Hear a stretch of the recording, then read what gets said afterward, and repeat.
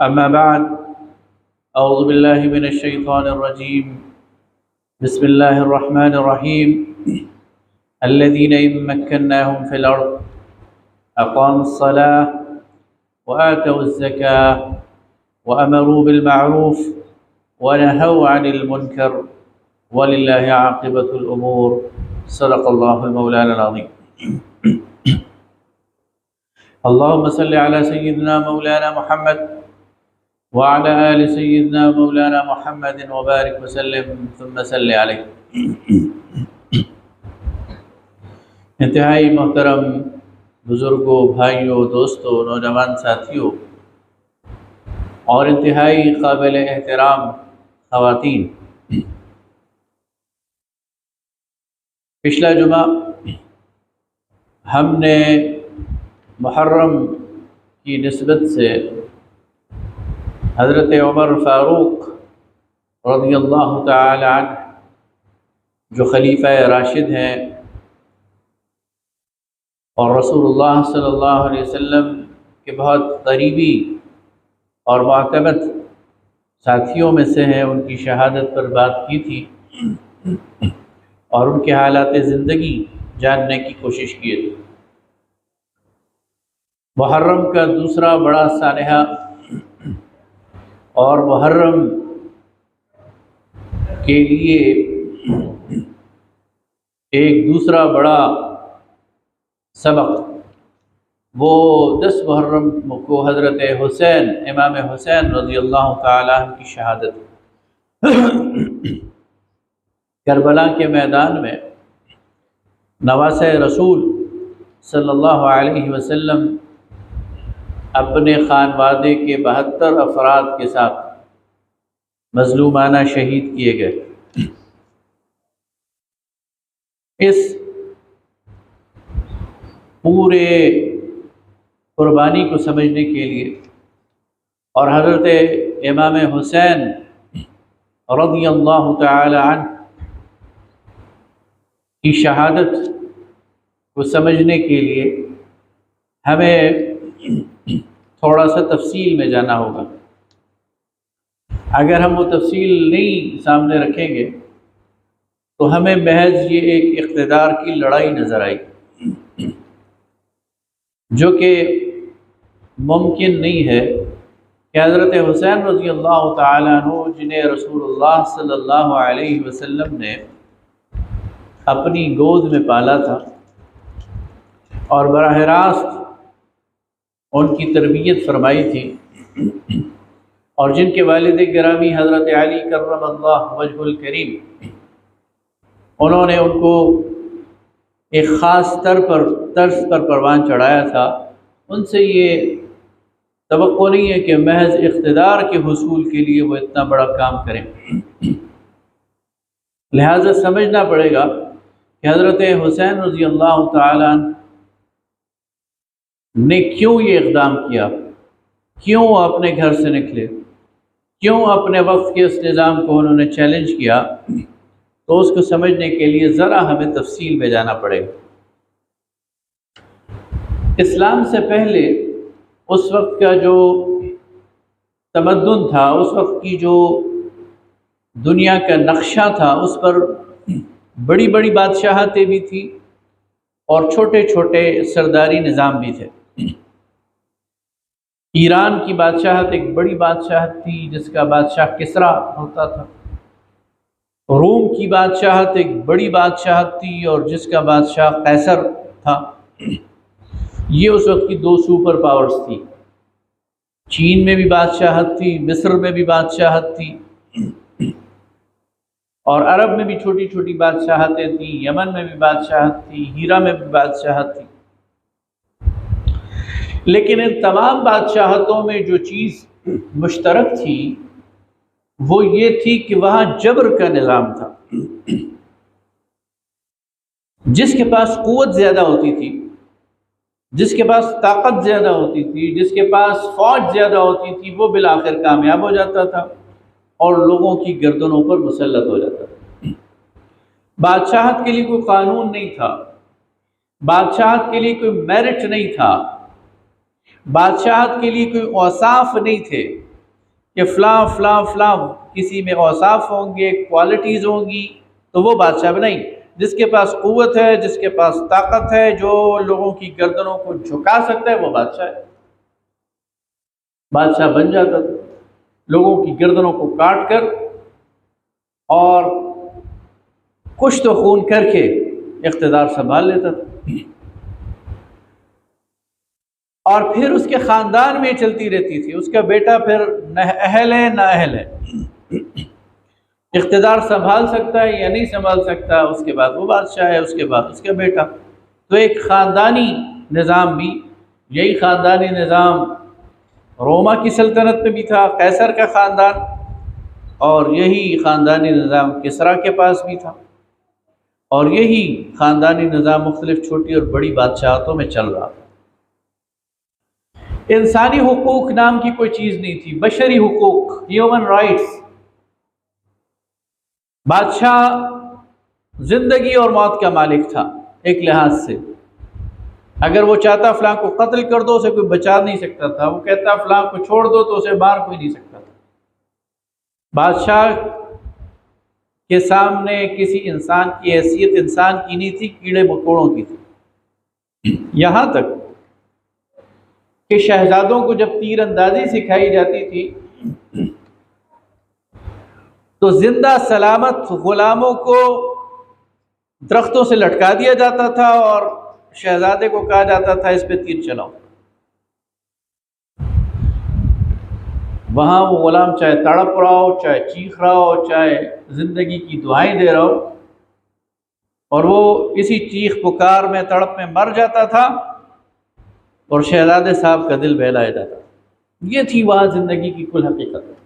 یہ روم میں بھی تھا، یہ ایران میں بھی تھا، یہ ہر جگہ تھا۔ آقا اور غلام کا تصور، جو آقا ہے اس کے لیے زندگی کی تمام نعمتیں ہیں، جو غلام ہے اس نے خود بھی غلام رہنا ہے، اس کے بچوں نے بھی غلام رہنا ہے، اس کے پوتوں نے بھی غلام رہنا ہے۔ قانون نام کی کوئی چیز نہیں تھی، بادشاہ کی زبان سے نکلا ہوا لفظ قانون ہوتا تھا، اور خزانہ بادشاہ کی ذاتی ملکیت ہوتی، بادشاہ جسے چاہتا دیتا، جسے چاہتا چھین لیتا۔ لوگوں کی ذاتی ملکیت بھی ان کے پاس، یعنی ان کو اس پر بھی حق نہیں ہوتا تھا۔ بادشاہ جسے چاہتا اس کا باغ لے لیتا تھا، جس کے چاہتا تھا اس کے گھر لے لیتا تھا، جس کے چاہتا تھا اس کے بیوی بچے اٹھا لیتا تھا، کسی کو پوچھنے کا کوئی اختیار نہیں تھا۔ تو یہ مکمل ایک اندھیرا تھا، ایک ظلم کا نظام تھا۔ بظاہر چکا چول تھی، بظاہر سپر پاورز تھی، لیکن مکمل اندھیرے کا نظام تھا۔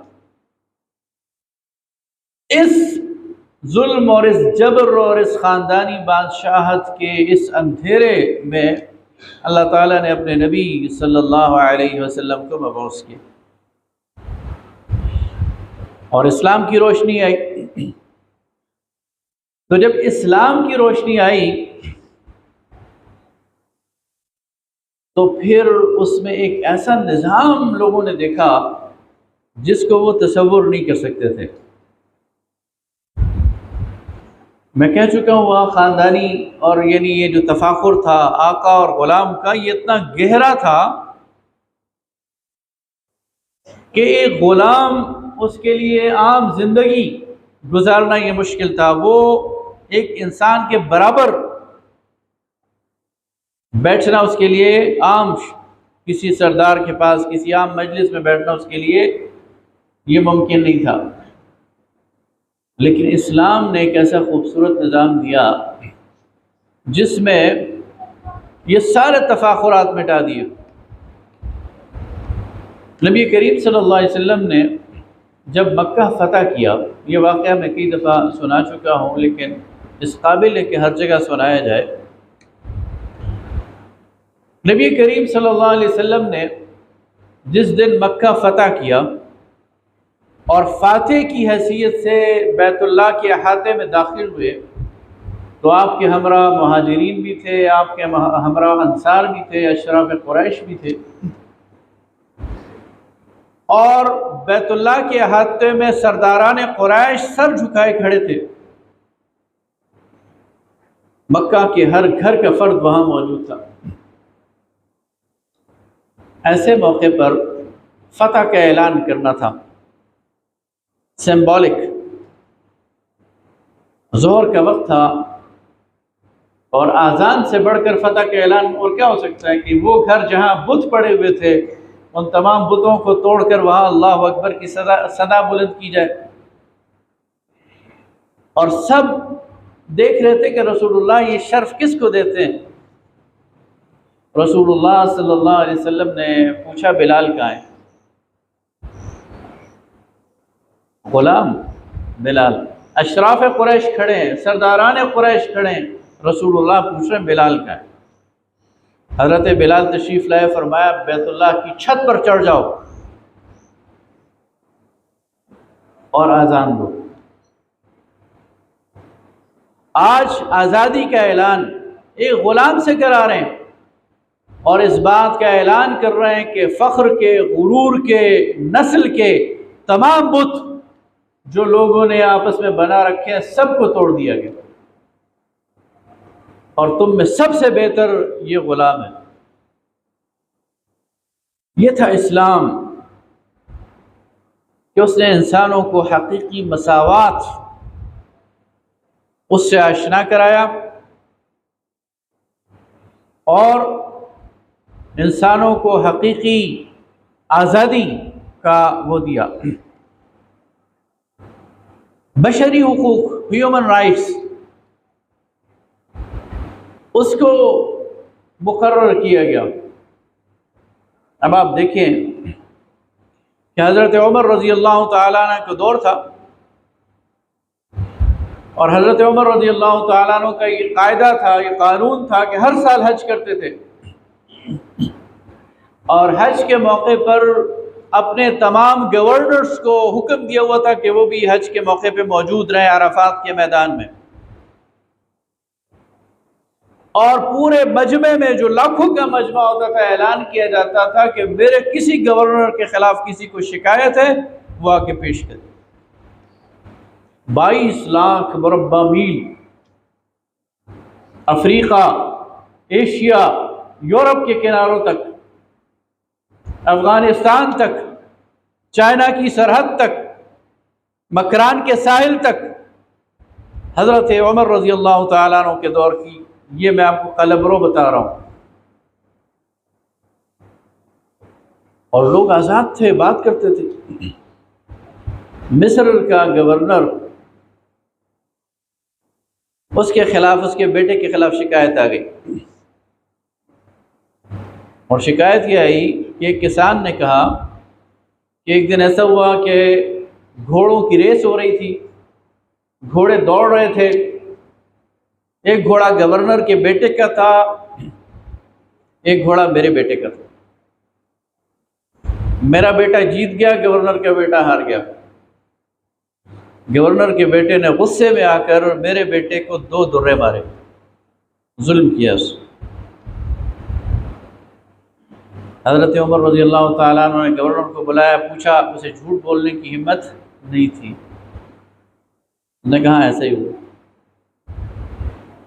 حضرت عمر رضی اللہ تعالیٰ عنہ نے کوڑا دیا، اس کسان کے بیٹے کو کہا مارو ایسے 2، اور اس وقت تاریخی جملہ کہا، فرمایا ولدتهم امہاتهم احرارا فکیف استعبدتموہم، انہیں ان کی ماں نے آزاد جنا ہے، تم کون ہوتے ہو انہیں غلام بنانے والے؟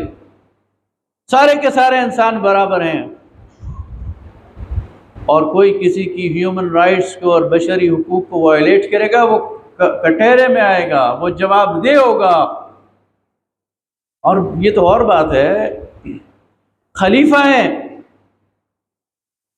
ہاتھ میں ان کے عصا ہوتا تھا، لاٹھی ہوتی تھی، راستے میں چل رہے تھے، ایک بدو سے ذرا، ایک عربی سے ذرا بحث میں تلخی ہو گئی، خود حضرت عمر کی رضی اللہ تعالیٰ، اور اس تلخی میں آپ نے اپنے عصا کو اس کے ساتھ اس طرح ٹچ کیا اور اس کو ذرا دبانے کی کوشش کی، اور ایک دم خیال آیا کہ یہ میں نے کیا کر دیا ہے۔ وہ عصا اسے پکڑا اور کہا جتنا میں نے تمہیں تکلیف دی ہوتی مجھے دے دو۔ اس نے کہا اب امیر المومنین ہیں، آپ ہمارے والی وارث ہیں، آپ ہماری تعریف کر سکتے ہیں، میں کیسے آپ سے بدلہ لوں؟ کہا نہیں، آج کا بدلہ بہتر ہے قیامت کے بدلے سے۔ قیامت کے دن اگر تم میرے سامنے آؤ گے تو پھر میں کیا کروں گا؟ تو یہ کہ سارے کے سارے انسان برابر ہیں، یہ اسلام نے دنیا کو سبق دیا۔ قانون کی حکمرانی، پہلے تو بادشاہ کا کہا ہوا قانون ہوتا تھا، بادشاہ کہتا تھا جائز ہے جائز ہے، بادشاہ کہتا تھا ناجائز ہے ناجائز ہے۔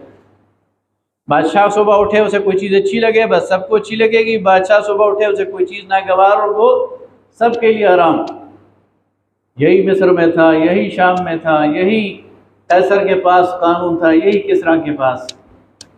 اسلام نے کہا نہیں، قانون تو اللہ دے گا، قانون تو اللہ کے رسول دیں گے، اور پھر اس قانون کا اتباع خلیفہ نے بھی کرنا ہے، حکمران نے بھی کرنا ہے، امیر نے بھی کرنا ہے، غریب نے بھی کرنا ہے،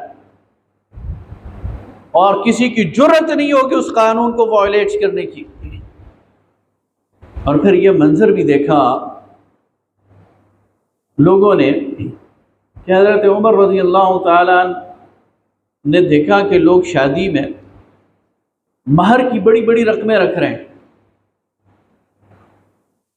تو آپ کو یہ چیز بھلی معلوم نہیں ہوئی، اور آپ نے خطبہ دیتے ہوئے ارشاد فرمایا کہ لوگوں نے مہر میں بڑی بڑی رقمیں رکھنی شروع کر دی ہیں، اور آج کے بعد اگر کسی نے 40 اوقیہ چاندی سے زیادہ مہر رکھا تو میں اسے سزا بھی دوں گا اور اس کا زیادہ مال بیت المال میں جمع کر دوں گا۔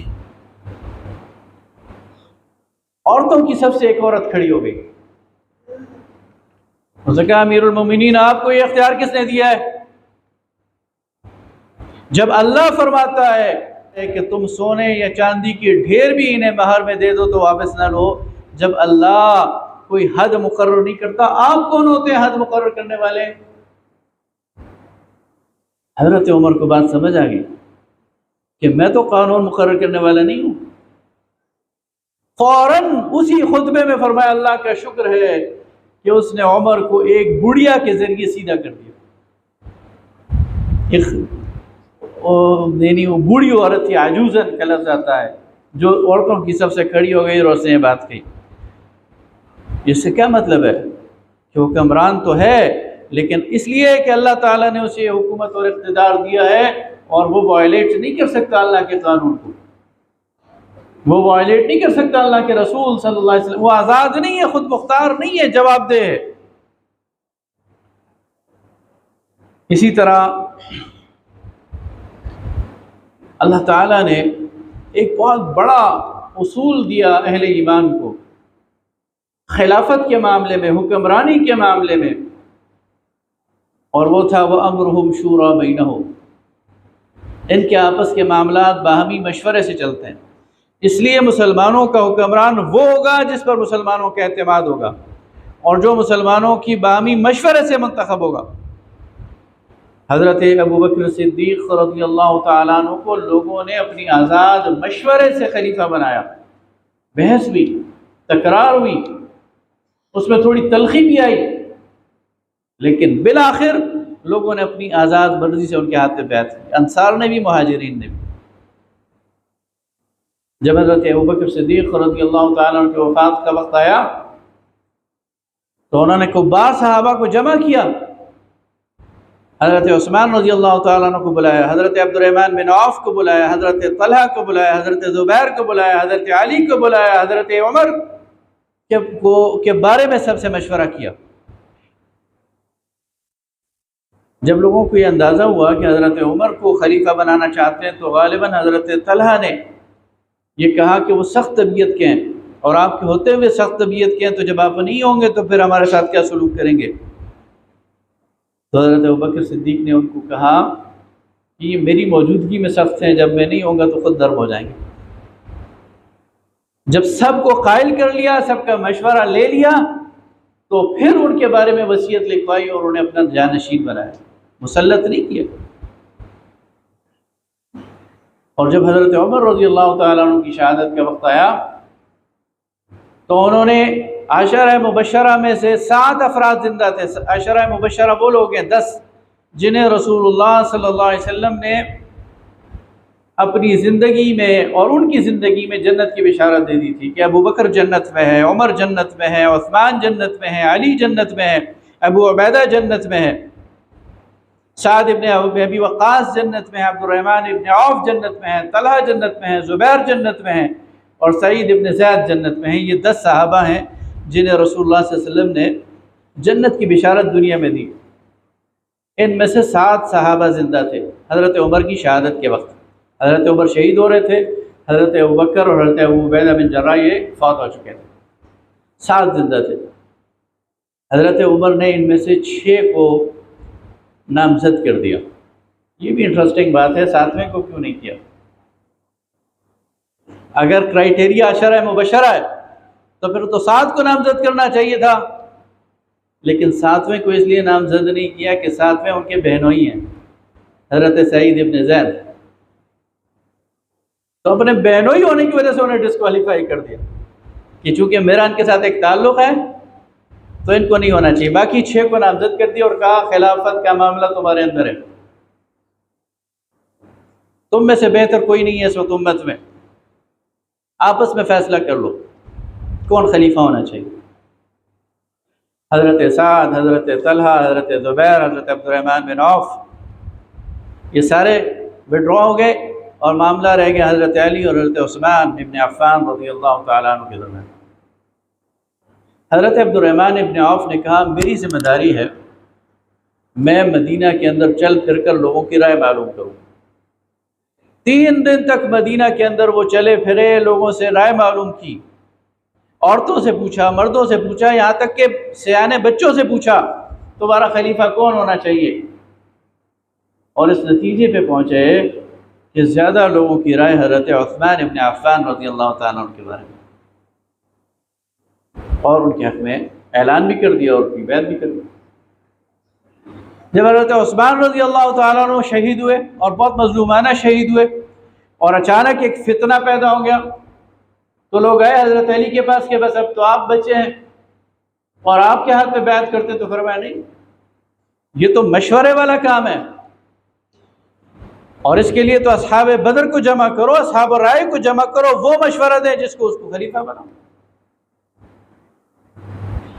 اور پھر اصحاب بدر جو وہاں موجود تھے انہوں نے باقاعدہ مشورہ کر کے حضرت علی رضی اللہ تعالیٰ عنہ کو خلیفہ بنایا۔ تو چاروں کے چاروں خلفائے راشدین اس اصول کے مطابق زبردستی انہوں نے اپنے آپ کو مسلط نہیں کیا، بلکہ وَأَمْرُهُمْ شُورَى بَيْنَهُمْ کا وہ بہترین مصداق تھے۔ سابقہ جو دور جاہلیت ہے وہاں خزانہ اس کا مالک بادشاہ ہوتا تھا، جہاں چاہتا تھا خرچ کرتا تھا۔ اسلام نے یہ اصول دیا کہ بیت المال تو اللہ کی امانت ہے اور خلیفہ اس میں تصرف نہیں کر سکتا۔ حضرت ابوبکر صدیق رضی اللہ تعالیٰ عنہ خلیفہ بنے تو ایک دن جا رہے ہیں کپڑے کے تھان اٹھائے ہوئے بازار کی طرف، راستے میں حضرت عمر ملے، کہاں جا رہے ہیں؟ تو انہوں نے کہا ظاہر ہے صاحب عیال ہوں، بیوی بچے ہیں، ان کے لیے کچھ کمانا ہے۔ حضرت عمر نے کہا آپ اپنے کھانے کمانے کے چکر میں پڑ جائیں گے تو امت کے معاملات کون سنبھالے گا؟ آپ تو خلیفہ ہیں۔ مجلس شورا منعقد کی گئی کہ خلیفہ کا کیا کریں؟ تو یہ مشورہ آیا کہ خلیفہ کے لیے وظیفہ مقرر کر دیا جائے۔ اب سوال یہ تھا کتنا مقرر کیا جائے؟ تو کہا ابو عبیدہ کو رسول اللہ صلی اللہ علیہ وسلم نے امین الامت کا لقب دیا ہے، اس امت کا سب سے زیادہ امانت دار آدمی، ان سے پوچھو۔ تو حضرت ابو عبیدہ بن جراح رضی اللہ تعالیٰ عنہ نے مشورہ دیا کہ ہم میں سے جو اوسط درجے کا آدمی ہے، جو بہت زیادہ امیر بھی نہیں ہے اور جو بہت زیادہ غریب بھی نہیں ہے، جو ہمارا درمیانی طبقے کا آدمی ہے، اس کا جتنا ڈیلی کا خرچ ہے اتنا خلیفہ کے لیے وظیفہ مقرر کر دیا۔ وہ مقرر کر دیا گیا، وہ تھا 2000 روپے، 2000 درہم سالانہ۔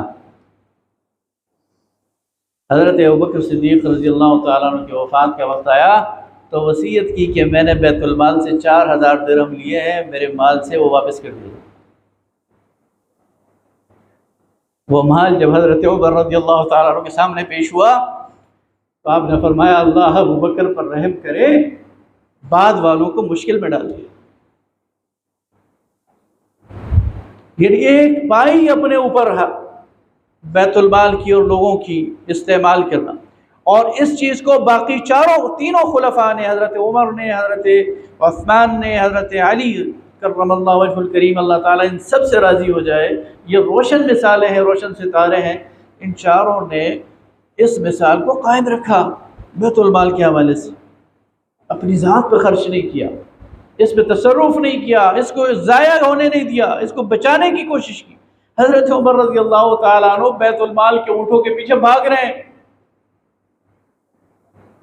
بیت المال کے اونٹ گم ہو گئے تو پیچھے بھاگ رہے ہیں صحرا میں، کسی نے کہا امیر المومنین کسی غلام کو بھیج دیں، تو کہتے ہیں مجھ سے بڑھ کر غلام کون ہوگا، اور ذمہ داری میری ہے، پوچھا مجھ سے جائے گا، کسی غلام سے نہیں پوچھا جائے گا۔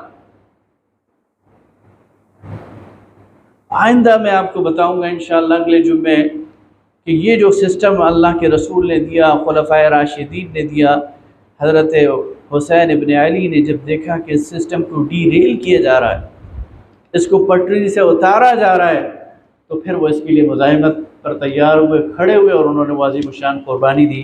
وآخر دعوانا الحمدللہ رب العالمین۔